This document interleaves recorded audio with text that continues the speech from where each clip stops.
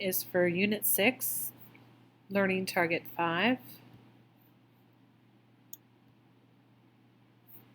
Geometry. So we're proving that a quadrilateral is a parallelogram.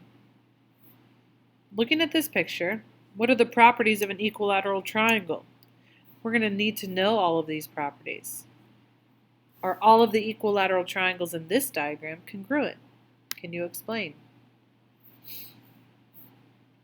So this idea of properties of equilateral triangles, all sides being congruent, all angles being congruent, is going to be really important when we're trying to prove if something is a parallelogram or just a quadrilateral. Are all of these congruent? We could prove that by side, side, side. You can't use angle, angle, angle to prove congruence, but we could do side, angle, side, and the variations on that. So our first theorem that you're going to need to add to your purple sheet says, it's Theorem 6.8, and it says if both pairs of opposite sides of a quadrilateral are congruent, so these sides congruent and these sides congruent, then the quadrilateral is a parallelogram. Pause this movie, add this to your purple sheet, both on the front and on the inside, and then press play when you're finished.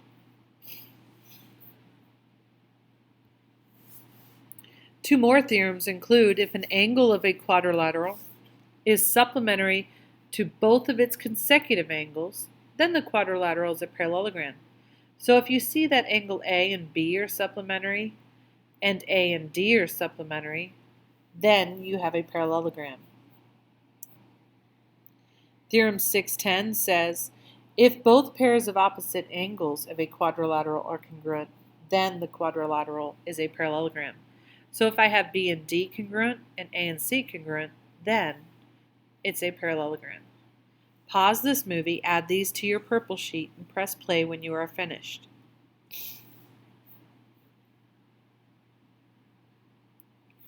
Finding values for parallelograms. For what value of y must PQRS be a parallelogram? So when looking at PQRS, in order for it to be a parallelogram, I know that opposite sides must be congruent. So I could set these two sides equal to each other and these two sides equal to each other. So the first thing I'll do is do 3x minus 5 equal to 2x plus 1. If opposite sides congruent, then it's a parallelogram. So I'm going to solve that equation by subtracting 2x on both sides, and I get x minus 5 equals 1. Then I'm going to add 5, and I get x is 6. So I know that the value of x is 6. Now I can plug 6 right back in here and get 6 plus 2 for that second part.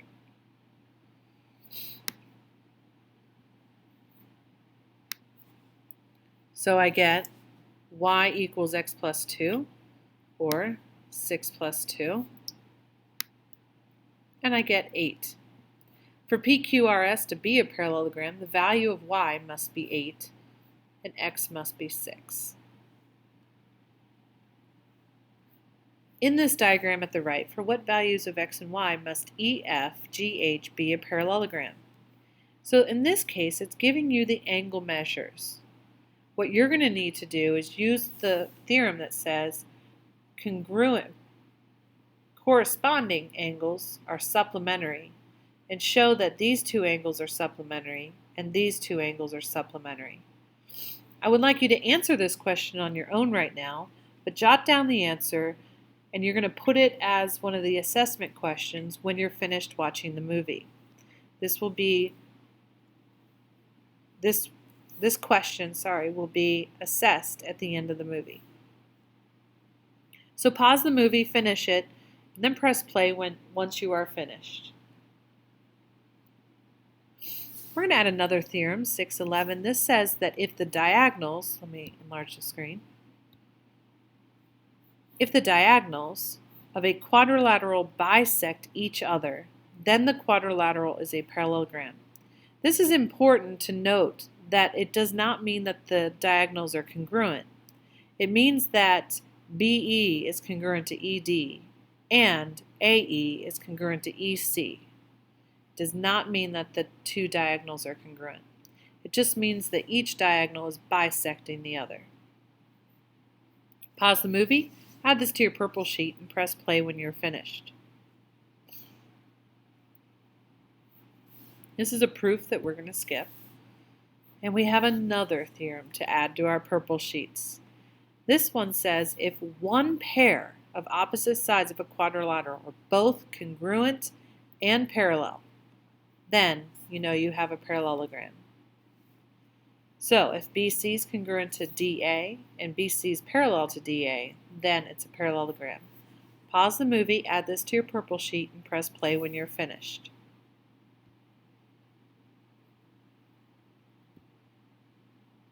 Deciding whether a quadrilateral is a parallelogram. This is the key concept from this section.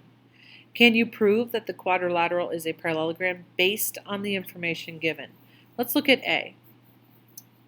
We have AB is 5, CD is 5, angle A is 50, and angle D is 30. Is it a parallelogram? Well, we know opposite sides need to be congruent, and those two are. We just don't know about the other two. So let's see what else is true. We know consecutive angles must be supplementary, and 50 and 130 are supplementary. So the answer here is yes, because the same side interior angles, A and D, are supplementary. That makes AB parallel to DC. And since these two are congruent, then it's a parallelogram. Let's look at this one. HI and HK are congruent, JI and JK are congruent. Is it a parallelogram? I want you to notice opposite sides are not congruent, consecutive sides are congruent. So in this case, no, because we don't have opposite sides congruent. Instead, we have consecutive. Can you prove that the quadrilateral is a parallelogram based on the information given? I want you to pause the movie, try A and B on your own, and then press play when you are finished. Looking at A, we've got that these two sides are congruent, and this is parallel to this.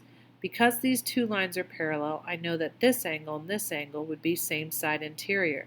Therefore, they're supplementary. That would be true of these angles as well. So what we know, that same side interior angles can be true, but what we don't know is that EF is parallel to DG. So because of that, the answer for 2A is no, since it could be an isosceles trapezoid. And what I mean by isosceles trapezoid is if we look at, I'll do this in the color red. If I extend this side, EF could be coming down here, in which case I have an isosceles trapezoid. It doesn't necessarily have to be here. DG has to be parallel to EF in order for this to be a parallelogram. Let's look at B. I've got this angle congruent to this one, and this congruent to that. The answer is yes, because I've got those angles congruent. That makes AN parallel to LD and AL parallel to ND because these angles are alternate interior angles and these angles are alternate interior angles. And we know from Unit 3 that if alternate interior angles are congruent, then the lines are parallel. So that tells us that this is a parallelogram.